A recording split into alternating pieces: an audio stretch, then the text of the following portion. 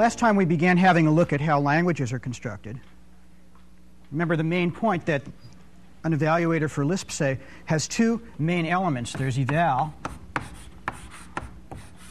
and eval's job is to take in an expression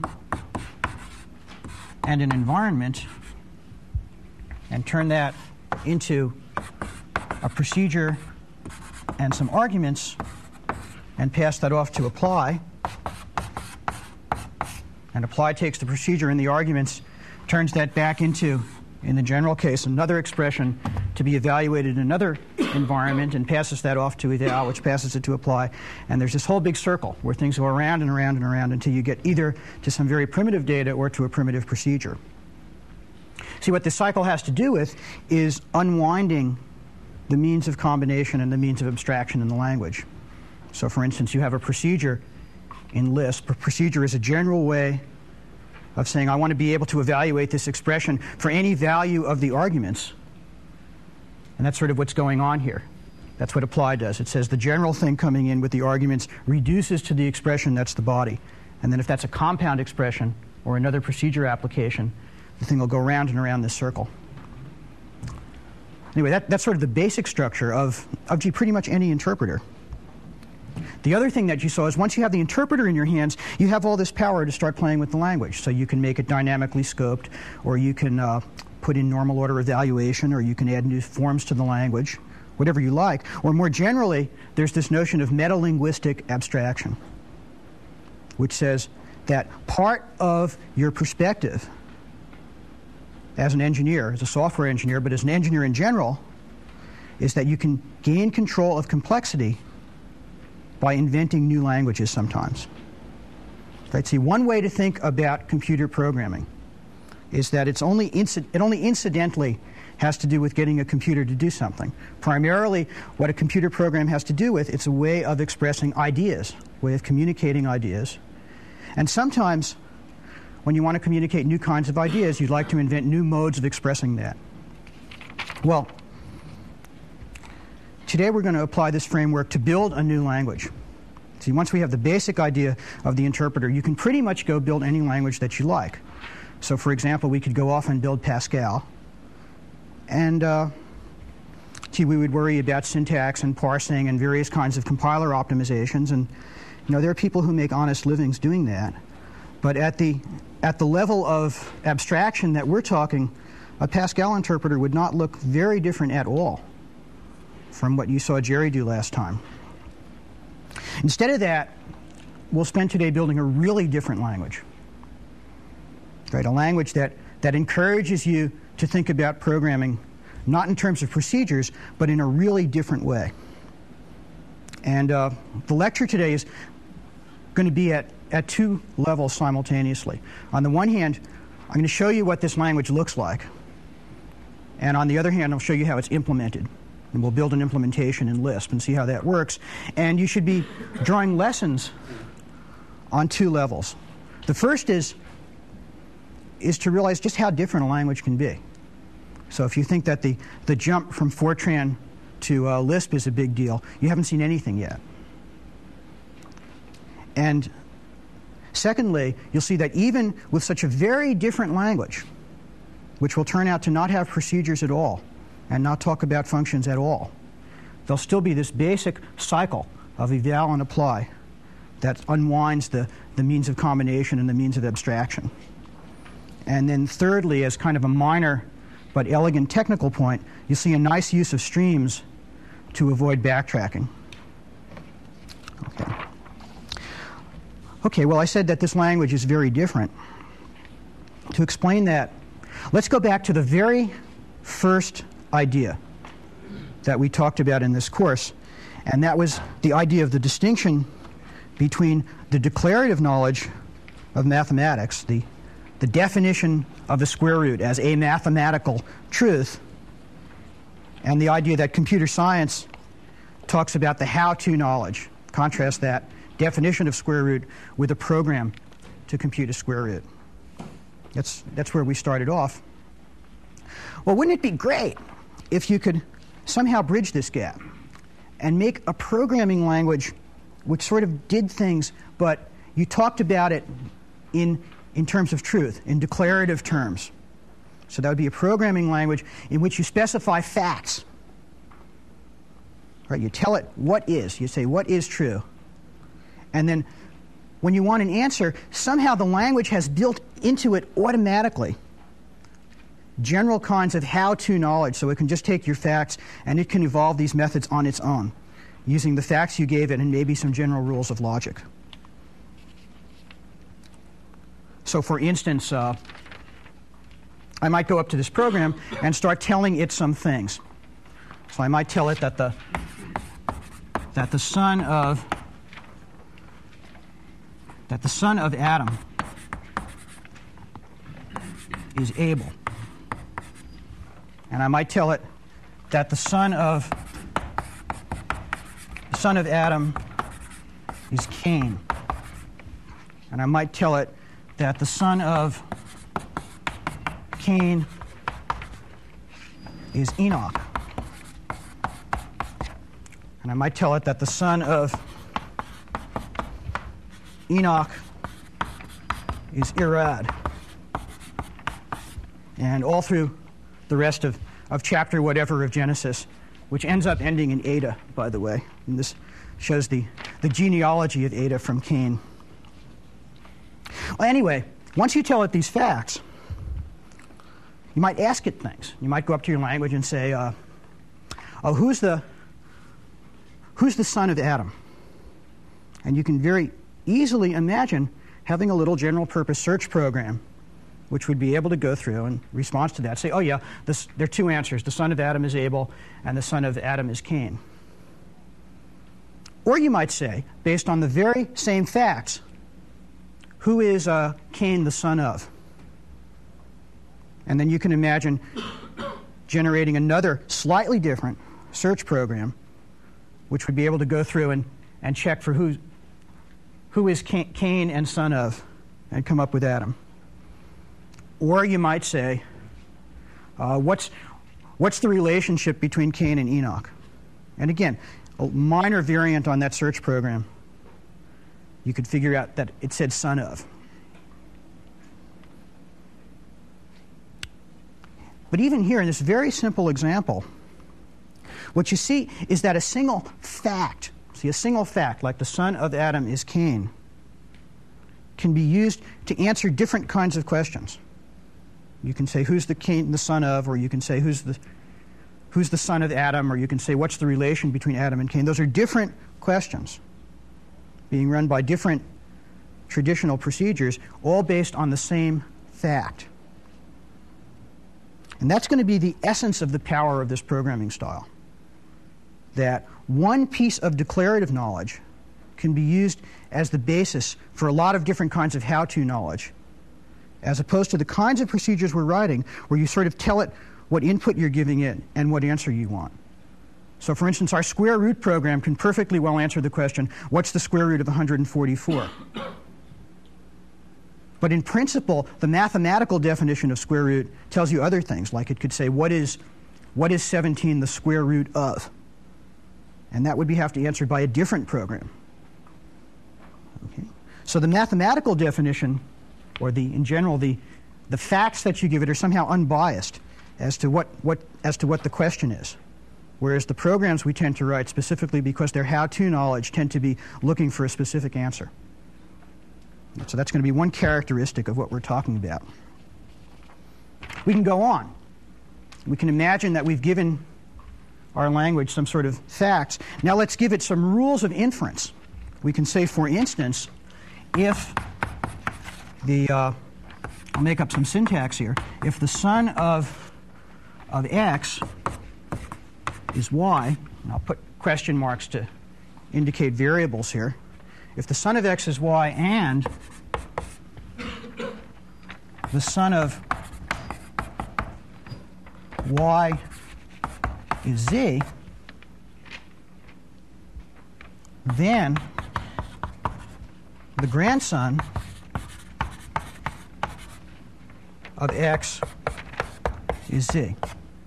So I can imagine telling my machine that rule and then being able to say, for instance, who's the grandson of Adam? Or who's Irad the grandson of? Or deduce all grandson relationships you possibly can from this information. And you can imagine somehow the language knowing how to do that automatically. Okay, let me give you maybe a little bit more concrete example. Here's a procedure that merges two sorted lists. So X and Y are two, say, lists of numbers, list of distinct numbers, if you like, that are in increasing order. And what merge does is take two such lists and combine them into a list where everything's in increasing order. And this is a pretty easy program that you ought to be able to write. It says if X is empty, the answer is Y. If Y is empty, the answer is X. Otherwise, you compare the first two elements. So you pick out the first thing in X and the first thing in Y. And then depending on which one's left, on which of those first elements is less, you stick the lower one on to the result of recursively merging, either chopping the first one off X or chopping the first one off Y. That's a standard kind of program. Let's look at the logic. Let's forget about the program and look at the logic on which that procedure is based. See, there's some logic which says, gee, if the first one's less, then we get the answer by sticking something onto the result of recursively merging the rest. So let's try and be explicit about what that logic is that's making the program work. Right, so here's one piece. Here's the piece of the program which recursively chops down X if the first thing in X is smaller. And if you want to be very explicit about what the logic is there, what's really going on is a deduction, which says if you know that some list that we'll call coulter of X and Y merge to form Z, and you know that A is less than the first thing in Y, then you know that if you put A onto the coulter of X, then that result and Y merge to form A onto Z. And what that is, that's the underlying piece of logic. I haven't written it as a program. I wrote it as sort of deduction that's underneath this particular clause that says we can use the recursion there. And then similar, here's the other clause just to complete it. The other clause is based on this piece of logic, which is almost the same, and I won't go through it. And then there's the end cases where we tested for null, and that's based on the idea that for any X, X and the empty list merge to form X, or for any Y, the empty list and Y merge to form Y. Okay, so there's a piece of procedure and the logic on which it's based. And notice a big difference. The procedure looked like this. It said there was a box, and all the things we've been doing have the characteristic we have boxes and things going in and things going out. There was this box called merge, and in came an X and a Y, and out came an answer. That's the character of the procedure that we wrote. These rules don't look like that. These rules talk about a relation. There's some sort of relation that in those slides I called merge to form. So I said X and Y merge to form Z, and somehow this is a function, right? The answer is a function of X and Y, and here what I have is a relation between three things. And I'm not going to specify which is the input and which is the output. And the reason I want to say that is because in principle, we could use exactly those same logic rules to answer a lot of different questions. So we could say, for instance, imagine giving our machine those rules of logic, not the program, the underlying rules of logic. Then it ought to be able to say, we could ask it, 137 and 248 merge merge to form what? And that's a question it ought to be able to answer. That's exactly the same question that our Lisp procedure answered. But the exact same rules should also be enough to be able to answer a question like this. 137 and what merge to form 1, 2, 3, 4, 7, 8. The same rules of logic can answer this, although the procedure we wrote can't answer that question. Or we might be able to say what and what else merge to form. Here's merge to form. What and what else merge to form 1, 2, 3, 4, 7, 8. And the thing should be able to go through, if it really can apply that logic, and deduce all, whatever it is, 2 to the 6th answers to that question. Right? Because it could be 1 and the rest, or it could be 1, 2 and the rest, or it could be 1 and 3 and 7 and the rest. Right? So a whole bunch of answers. And in principle, the logic should be enough to deduce that. So there are going to be two big differences in the kind of program we're going to look at, and not only Lisp, but essentially all the programming you've probably done so far in pretty much any language you can think of. The first is we're not going to be computing functions. Right? We're not going to be talking about things that take input and output. We're going to be talking about relations. And that means, in principle, these relations don't have directionality.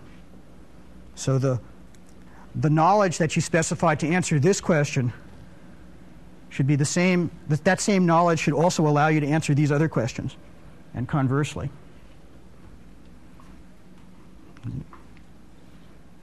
And the second issue is that since we're talking about relations, these relations don't necessarily have one answer.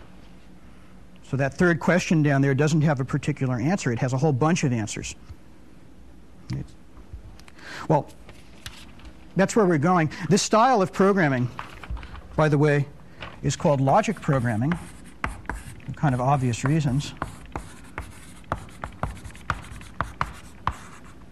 And people who do logic programming say that they have this little phrase. They say the point of logic programming is that you use logic to express what is true. You use logic to check whether something is true, and you use logic to find out what is true. The best known logic programming language, as you probably know, is called Prolog. The language that we're going to implement this morning was something we call the query language, and it essentially has the essence of Prolog. It can do about the same stuff, although it's a lot slower because we're going to implement it in Lisp, right, rather than building a particular compiler. We're going to interpret it on top of the Lisp interpreter. But other than that, it can do about the same stuff as Prolog. It has about the same power and about the same limitations. Right, let's break for questions. Yes, could you please repeat what the three things you use logic programming to find? In other words, define what is true, learn what is true. Right, the sort of a logic programmer's little catechism. Right, you use logic to express what is true, like these rules. You use logic to check whether something is true, and that's a kind of question I didn't answer here. I might say, another question I could put down here is to say, is it true that 137 and 248 merge to form 1, 2, 6, 10? And that same logic should be enough to say no. So I use logic to check what is true, and then you also use logic to find out what's true.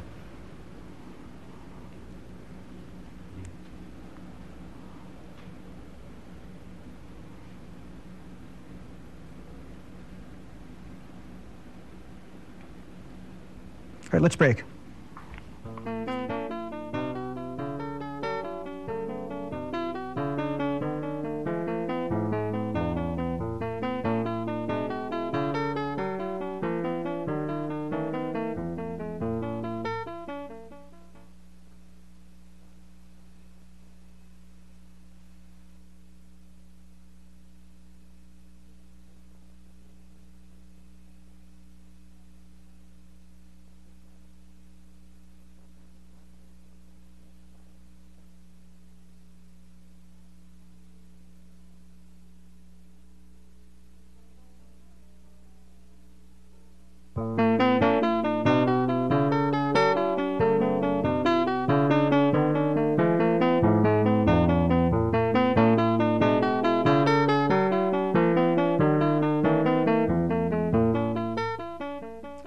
Okay, let's go ahead and take a look at this query language in operation. The first thing you might notice when I put up that little biblical database is that it's nice to be able to ask this language questions in relation to some collection of facts. So let's start off and make a little collection of facts. This is a tiny fragment of personnel records for a Boston high-tech company. And here's a piece of the personnel record of Ben Bitdiddle. And Ben Bitdiddle is the computer wizard in this company. He's the underpaid computer wizard in this company. His supervisor is Oliver Warbucks, and here's his address. So the format is we're giving this information: job, salary, supervisor, address. And there are some other conventions. Computer here means that Ben works in the computer division, and his position in the computer division is wizard.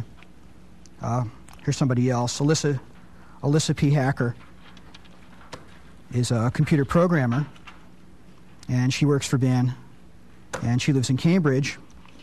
And there's another programmer who works for Ben, who's, let me tweak it. And there's a programmer trainee, who's Louis Reisner, and he works for Alyssa. And the big wheel of the company doesn't work for anybody. Right, that's Oliver Warbucks. Anyway, what we're going to do is ask questions about that little world. And that'll be a sample world that we're going to do logic in. Let me just write up here for probably the last time what I said is the very most important thing you should get out of this course. And that is when somebody tells you about a language, you say, fine, what are the primitives? What are the means of combination?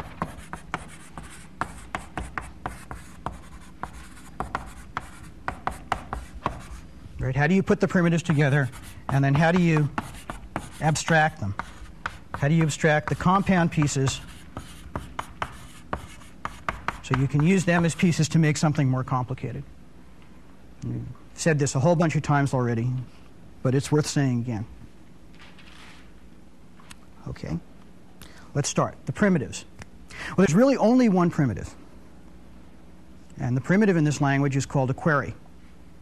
All right, a primitive query. Let's look at some primitive queries. Right, job X. Who is a computer programmer? Or find every fact in the database that matches job of X as computer programmer, and you see a little syntax here. Things without question marks are meant to be literal. Question mark X means that's a variable, and this thing will match, for example, the fact that Alyssa P. Hacker is a computer programmer, where X is Alyssa P. Hacker.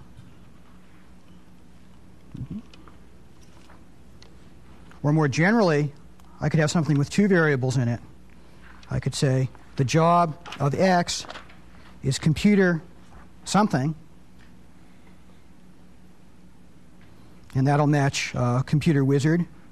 Right, so there's something here. Type will match wizard, or type will match programmer, or X might match various certain things. So there are, well, in our little example, only 3 facts in that database that match that query.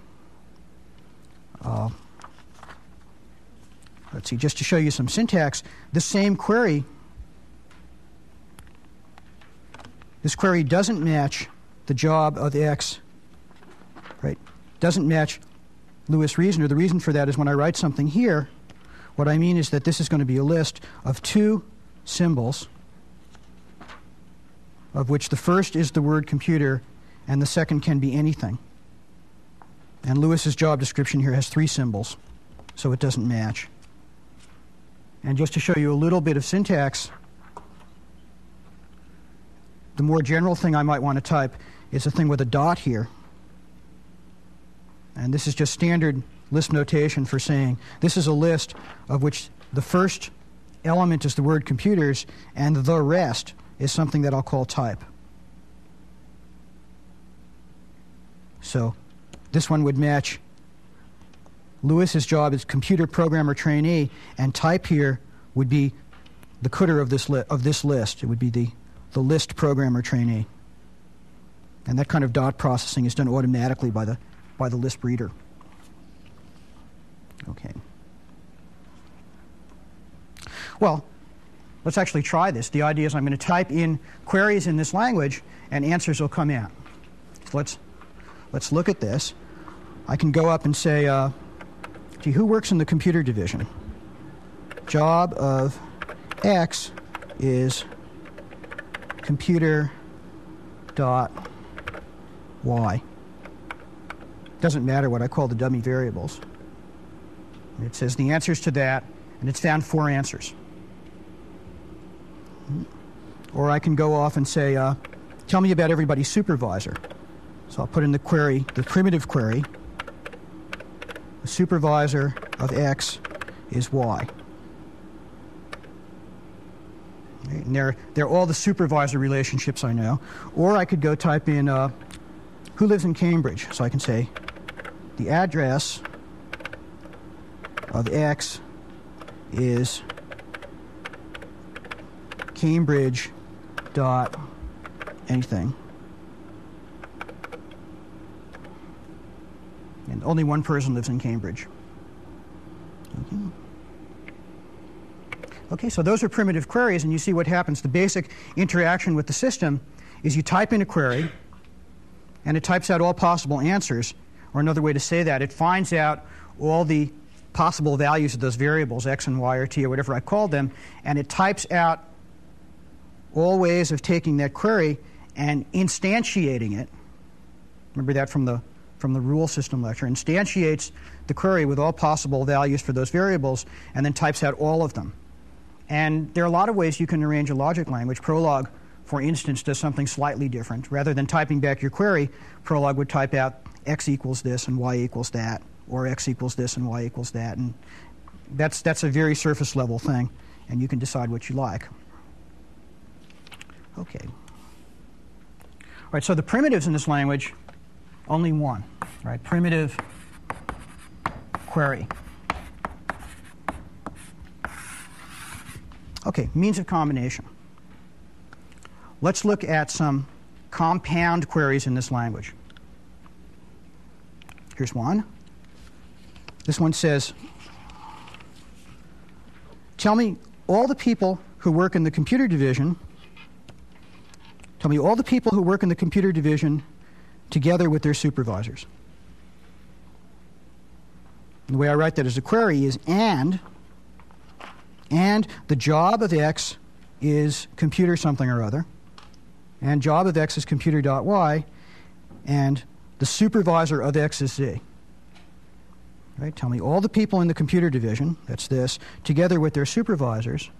And notice in this query, I have 3 variables, X, Y, and Z. And this X is supposed to be the same as that X. Right? So X works in the computer division, and the supervisor of X is Z. Okay, let's try another one. So one means of combination is and. Who are all the people who make more than $30,000? Right? And the salary of some person P is some amount A. And when I go and look at A is greater than 30,000. And Lisp value here is a little piece of interface that interfaces the query language to the underlying Lisp. And what Lisp value allows you to do is call any Lisp predicate inside inside a query. So here I'm using the Lisp predicate greater than, so I say Lisp value. And I say and, so all the people whose salary is greater than 30,000. Okay. Or here's a more complicated one. Tell me all the people who work in the computer division who do not have a supervisor who works in the computer division. Right? And X works in the computer division. The job of X is computer.y. And it's not the case that both X has a supervisor Z and the job of Z is computer something or other. Right? So again, this X has got to be that x, and this z is going to be that z. And then you see another means of combination, not. Okay. All right. All right, well, let's look at that. Right, and it works the same way. I can go up to the machine and say, and the job of x is computer.y,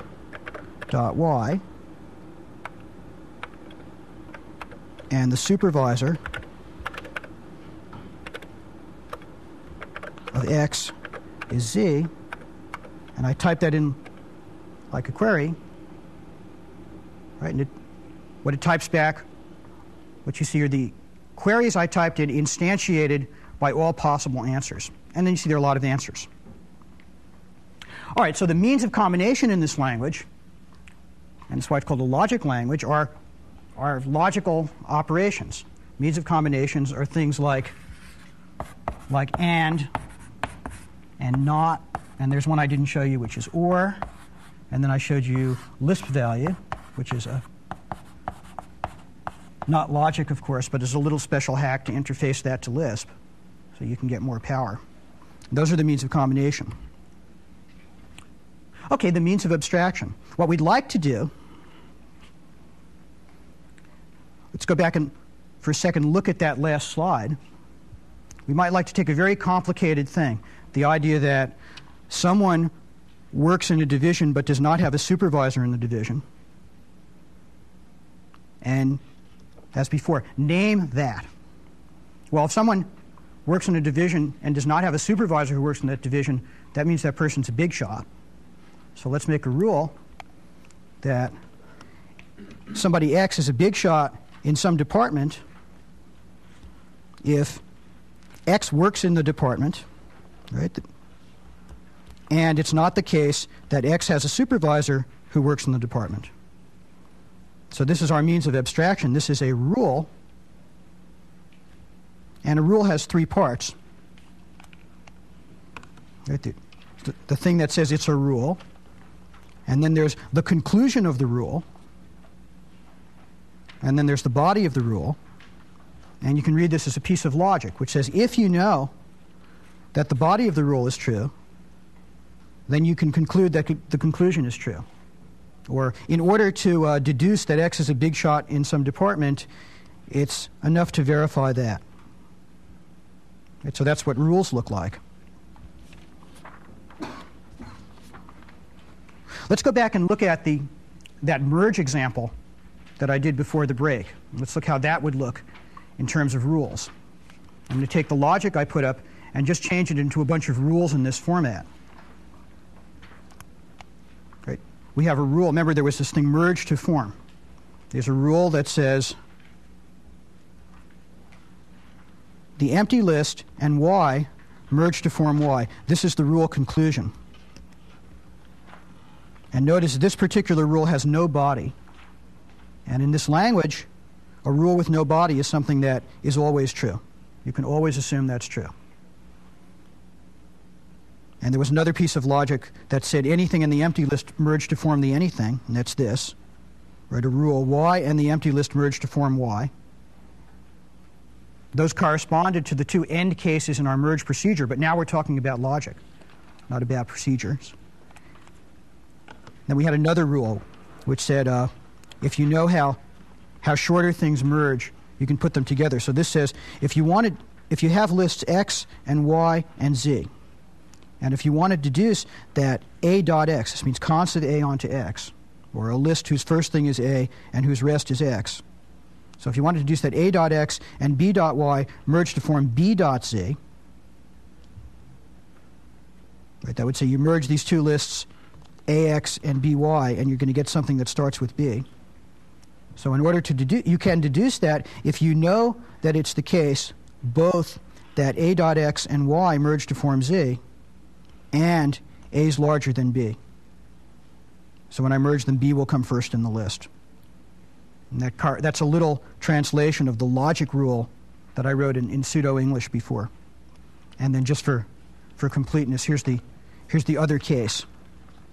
Right, a dot x and b dot y merge to form a dot z if x and b dot y merge to form z and b is larger than a. Right, so that's a little program that I've typed in this language, and now let's look at it run. So I typed in the merge rules before, and I could say, I could use this like a procedure. I could say merge to form 1 and 3 and 2 and 7. And so here I'm using it like the list procedure. And now it's going to think about that for a while and apply these rules. So it found an answer. Now it's going to see if there are any other answers, because it doesn't know a priori there's only one answer. So it's sitting here checking all possibilities, and it says no more, done. So there I've used those rules like a procedure, or remember the whole point is that I can ask different kinds of questions. I could say,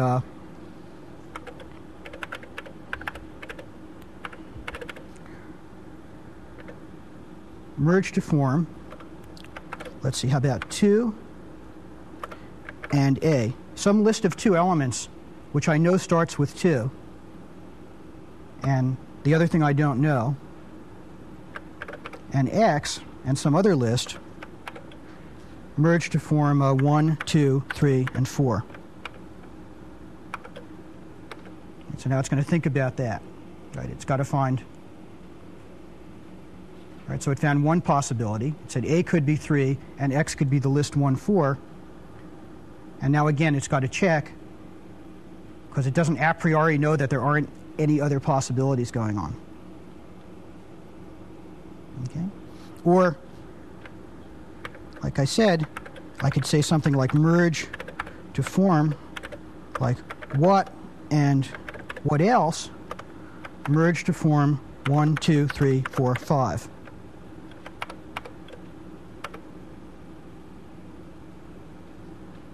Right? Now it's going to think about that. And there are a lot of answers that it might get. Okay. And what you see is here you're really paying the price of slowness.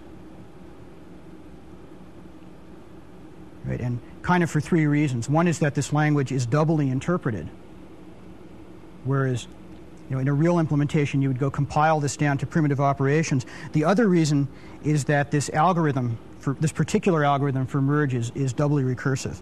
So it's going to take a very long time, and eventually this is going to go through and find what, 2 to the 5th possible answers. Okay. And you see they come out in some fairly arbitrary order depending on which order it's going to be trying these rules. In fact, what we're going to do when they edit the videotape is speed all this up. See, and don't you like taking out these weights, and don't you wish you could do that in your demos? But, anyway, it's still grinding there.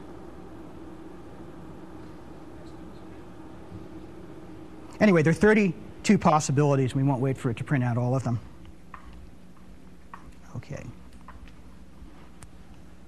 Okay, so the means of abstraction in this language are rules.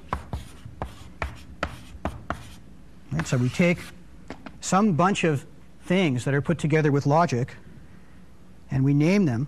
And you can think of that as naming a particular pattern of logic, or you can think of that as saying if you want to deduce some conclusion, you can apply those rules of logic. Okay, and those are the 3 elements of this language. Let's break now, and then we'll talk about how it's actually implemented.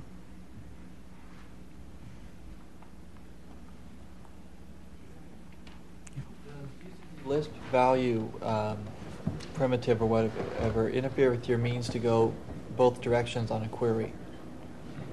Okay, the question is, does using Lisp value interfere with the ability to go both directions on the query? We haven't really talked about the implementation yet, but the answer is yes, it can. In general, as we'll see at the end, although I really won't go into details, it's fairly complicated, especially when you use either not or Lisp value, or actually if you use anything besides only and, it becomes very complicated to say when these things will work. They won't work quite in all situations. I'll talk about that at the end of the second half today. But the answer to your question is yes. By dragging in a lot more power from Lisp value, you lose some of the principled power of logic programming. And that's a trade-off that you have to make. Okay, let's take a break.